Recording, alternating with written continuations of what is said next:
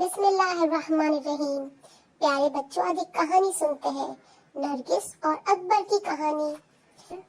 نرگس اور اکبر نے اپنے گھر میں خوب شور مچا رکھا تھا.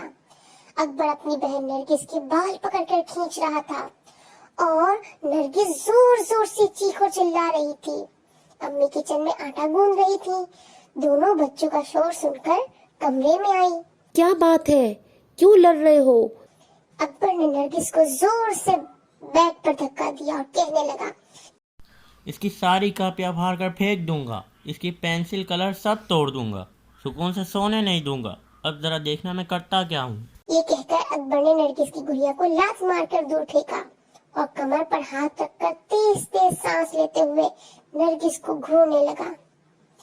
نرگس بیڈ سے اٹھی، اپنی گڑیا کو اٹھا کر اس کی جگہ پر رکھا، پھر کہنے لگی، امی مجھے یہ تنگ کر رہا ہے، میرے بال کھینچ رہا ہے، مجھے مار رہا ہے، خواہ مخواہ میری چیزیں اٹھا کر پھینک رہا ہے. اکبر نے تکیا اٹھا کر نرگس کے اوپر پھینکا اور کہنے لگا، تمہارے ساتھ تو اس سے بھی برا ہونا چاہیے. ابھی ذرا دیکھو تو میں کرتا کیا ہوں. تم نے میرے دوستوں کے سامنے مجھے بدتمیز اور سست کہا، سب میرا مذاق اڑانے لگے تھے. میں اس وقت آگ کا گولا بن چکا ہوں، تمہیں جلا کر راکھ کر دوں گا. اکبر بیٹا، یہ تم کیا کر رہے ہو؟ غصہ تو شیطان کا کام ہے. تم تو بہن سے بڑے ہو، سمجھدار ہو، عقل مند تو ایسے کام نہیں کرتے ہیں نا. امی نے پیار سے اکبر کو سمجھایا، لیکن وہ اب بھی غصے میں تھا. کہنے لگا، امی آپ اسے بھی تو کچھ کہیں، اس سے سب دوستوں کے سامنے میری بے عزتی کر دی ہے. امی جان نرگس کی طرف دیکھنے لگی.